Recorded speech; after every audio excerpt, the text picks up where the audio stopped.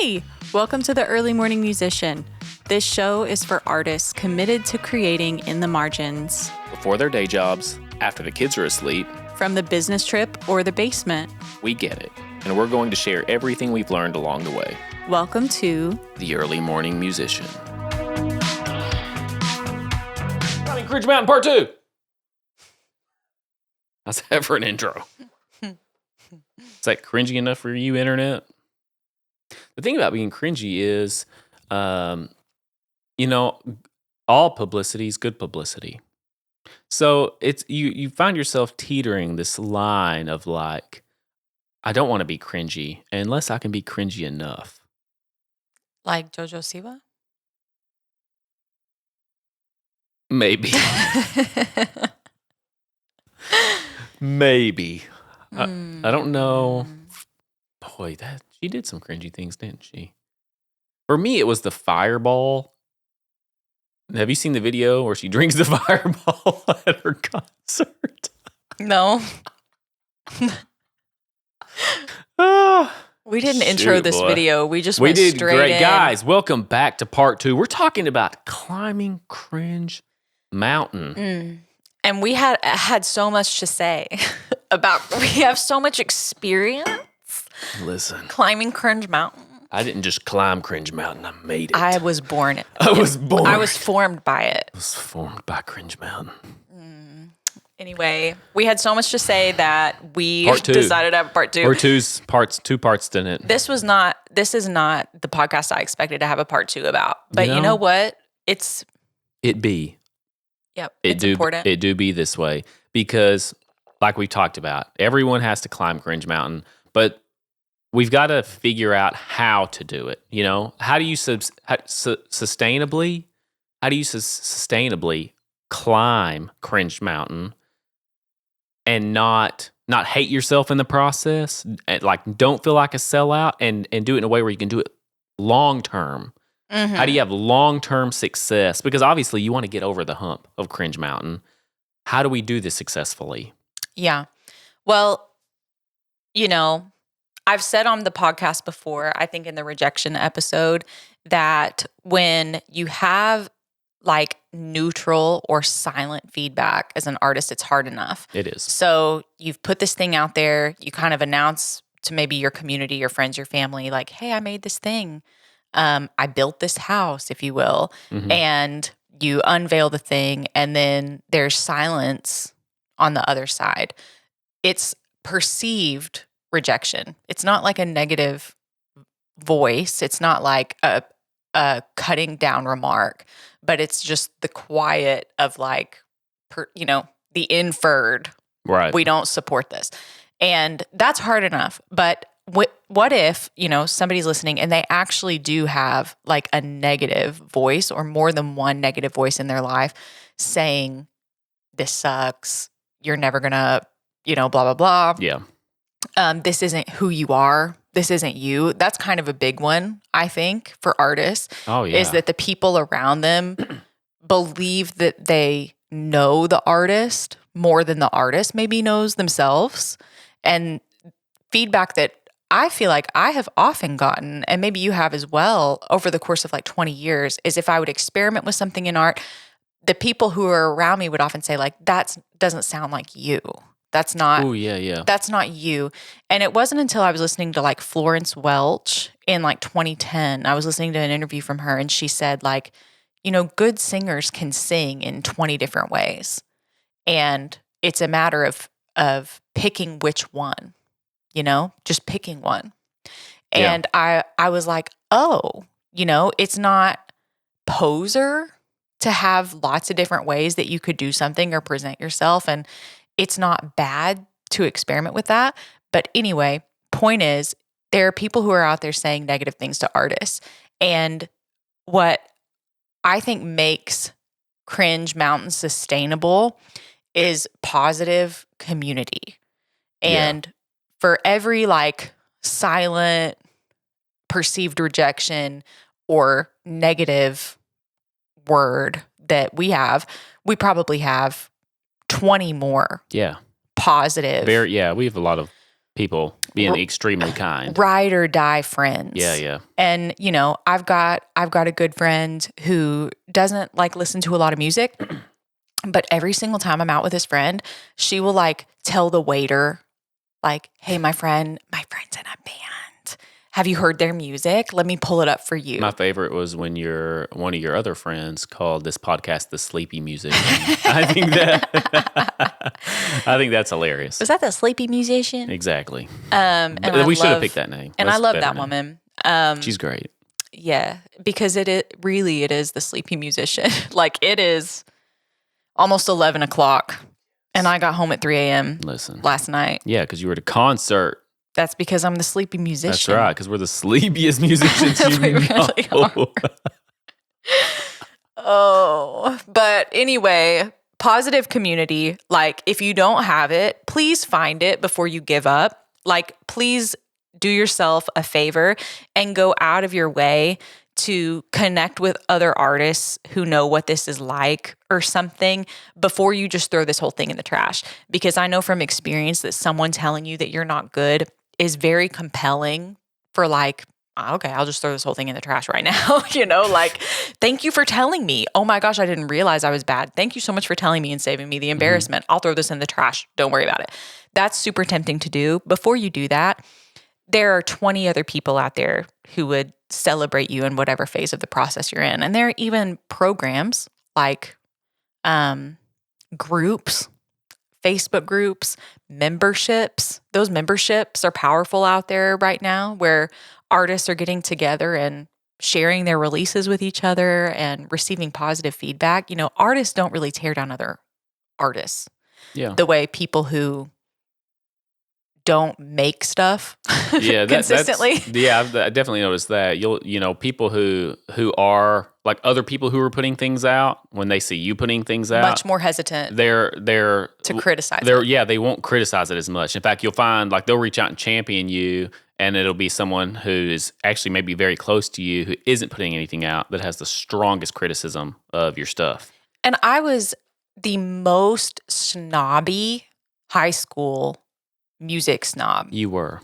It was so bad. I liked it though. I thought it was attractive. I'll be honest. Thank you. I was into it. I was like, she's a snob, and I like that.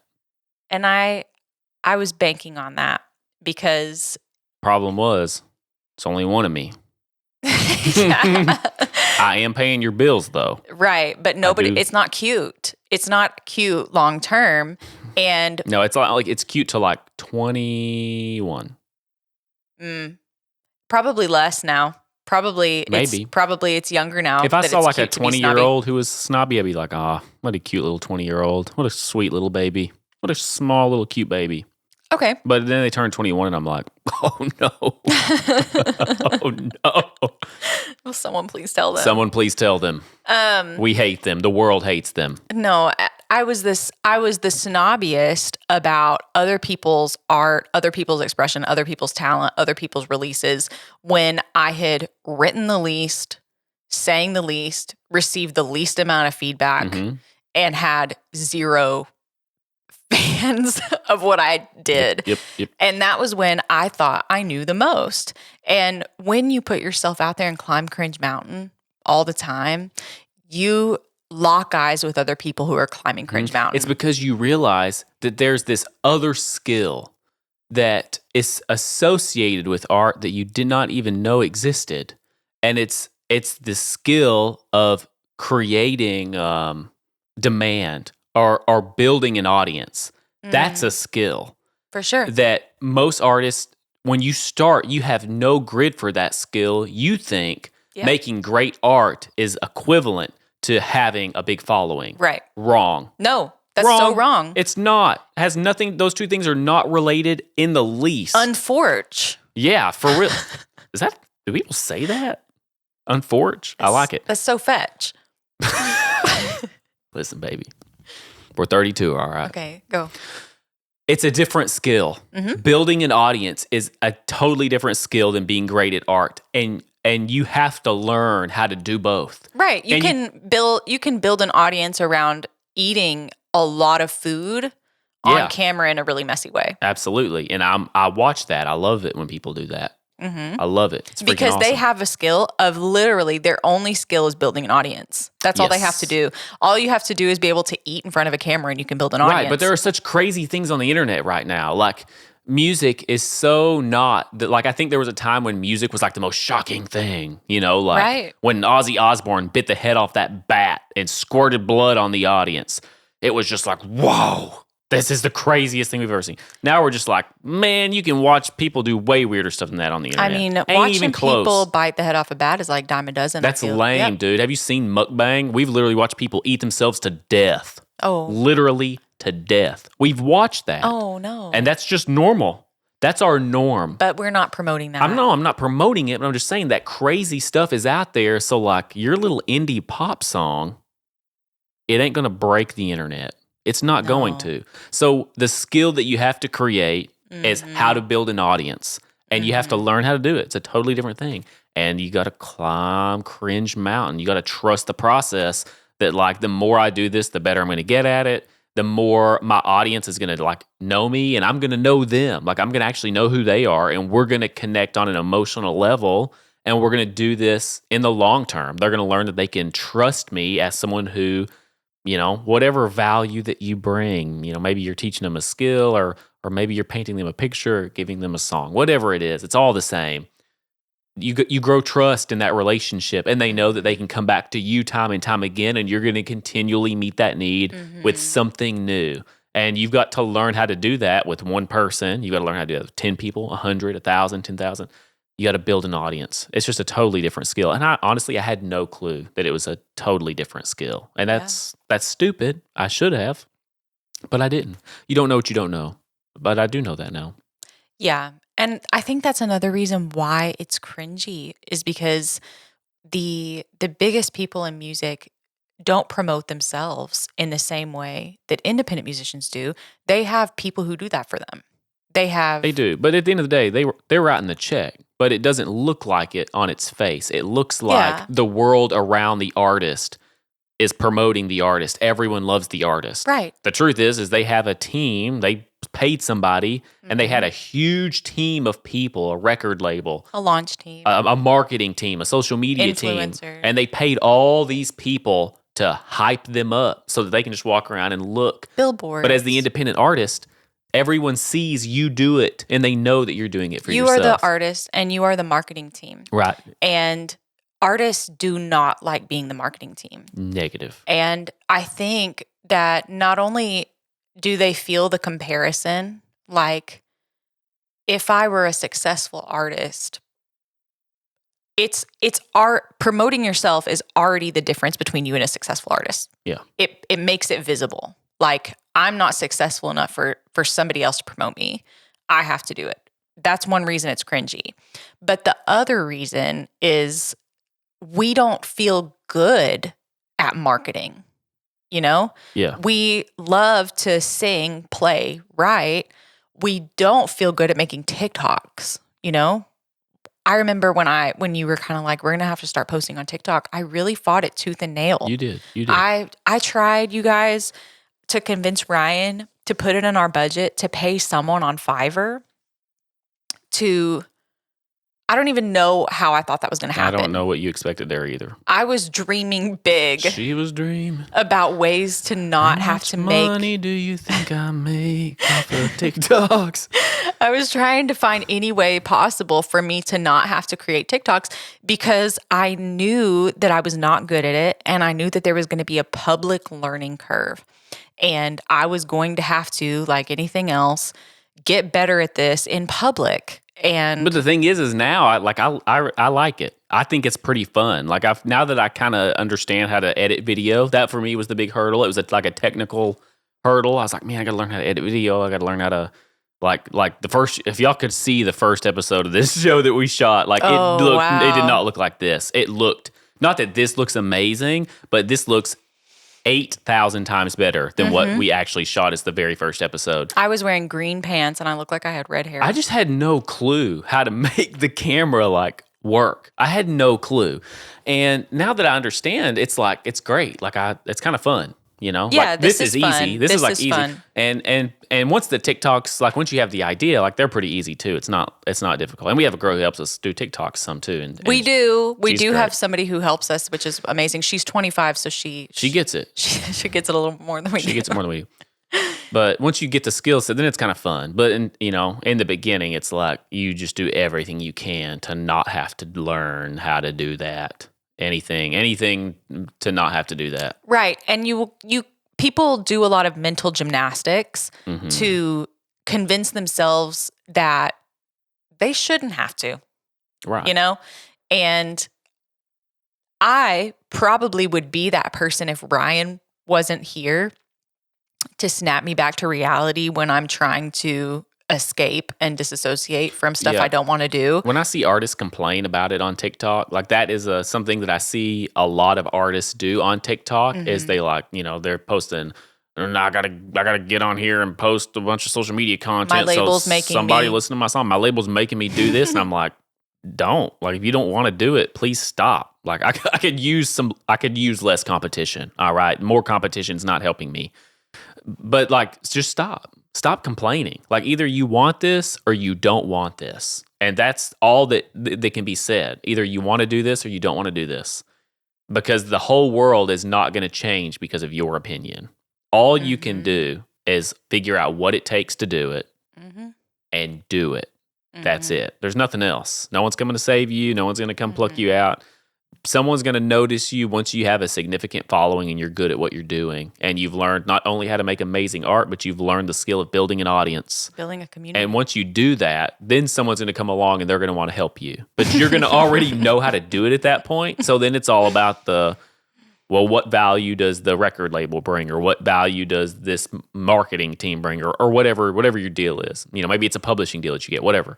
Like, and the way that the music different. industry landscape has changed over the last 10 years, most artists are finding I had to do this completely alone before a label or anybody would notice me at all. Right. Like by the time I heard on TikTok recently that this guy was pitching to a label and the label said to him, "We don't consider musicians with less than 50,000 TikTok followers." Mm-hmm. And, the obvious kind of rebuttal to that is like, well, once I've built 50,000 genuine fans of my music, what? You think we're going to want you? I learned how to do it. Right. I could keep doing it. Right. Just do it more. And then keep all of your money. This is a skill that I've learned how to do by now. Right. I've learned how to make my own video. I've learned how to relate to people. I've, blah, blah, blah. And more and more artists, I was just watching a video of a guy who was on a different guy signed to a different label.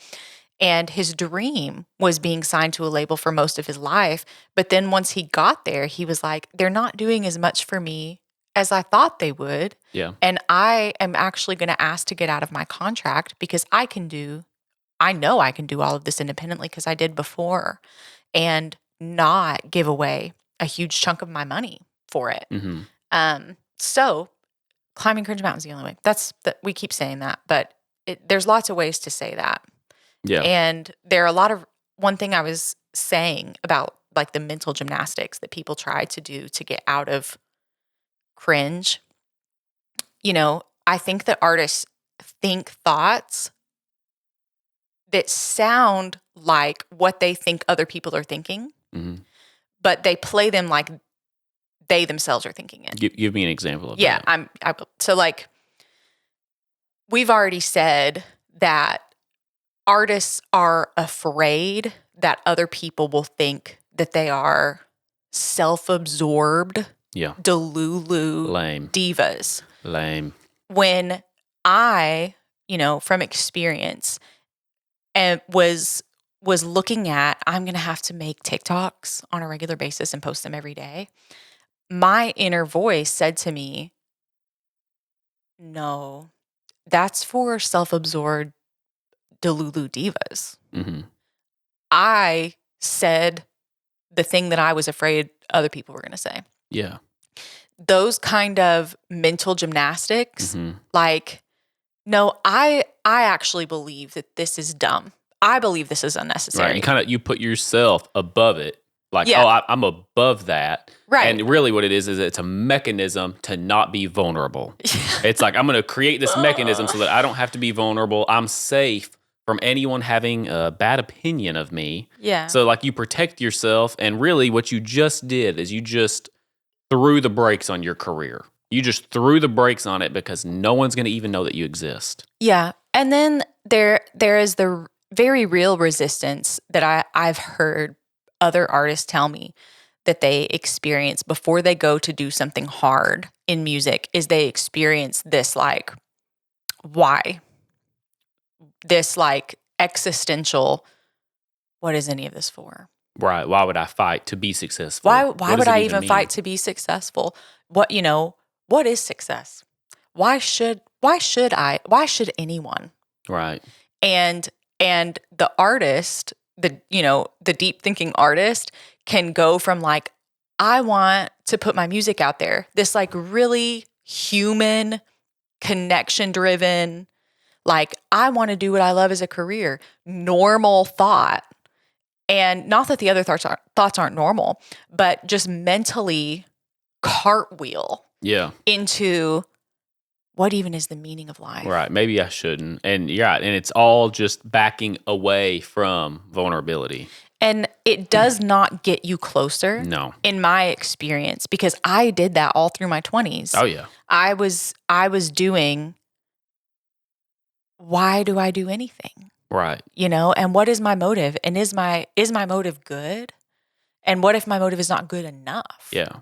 And look at all these successful people. Look how they fall. Look at them. Look at their lives. Their lives are in shambles and right. Nothing's working out. Their marriages have fallen apart. Like, do I really want that? Maybe I don't.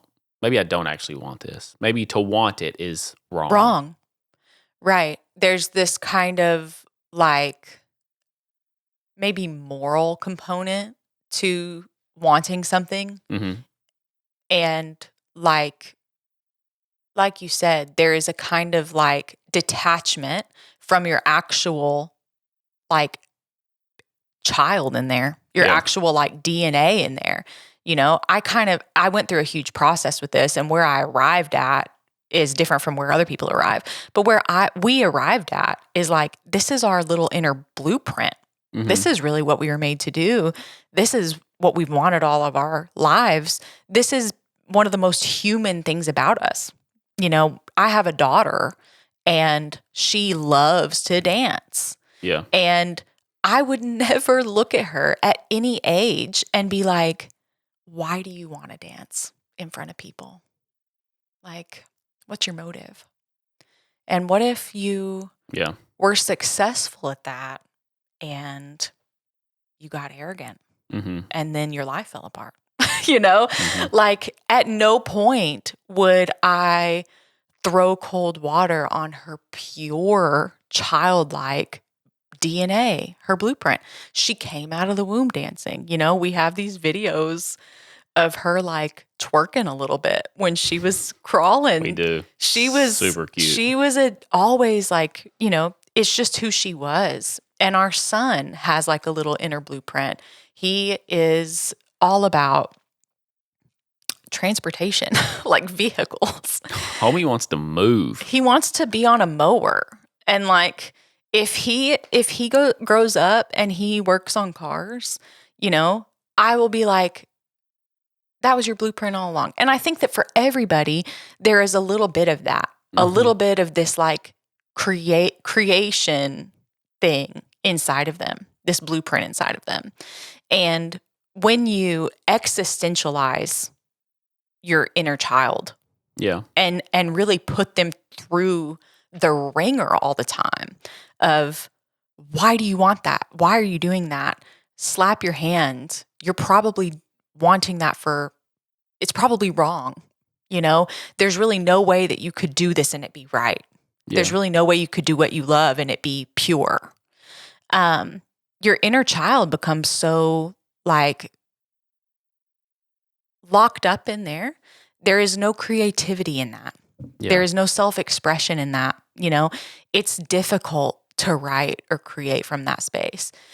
And I definitely am not saying like pull out all the stops and never think about why you do what you do. I am saying think about why you do what you do. Yeah. And when you come to the conclusion that like, because this is what I love and this is what I've always loved. And I believe that this is what I was made to do. I was born to do. And I believe that it's good. I believe that there's purity in it. I want this for a positive reason. I want to connect with people through this. Yeah. I want to see something positive happen through this. Why flog that forever? Right. We don't do that with any other career. Yeah. We don't do that with any other like life path. Yeah, really any career where it's like obviously not fun. Right. Like anything that's obviously not fun. Obviously they didn't pick that career because it's like their passion.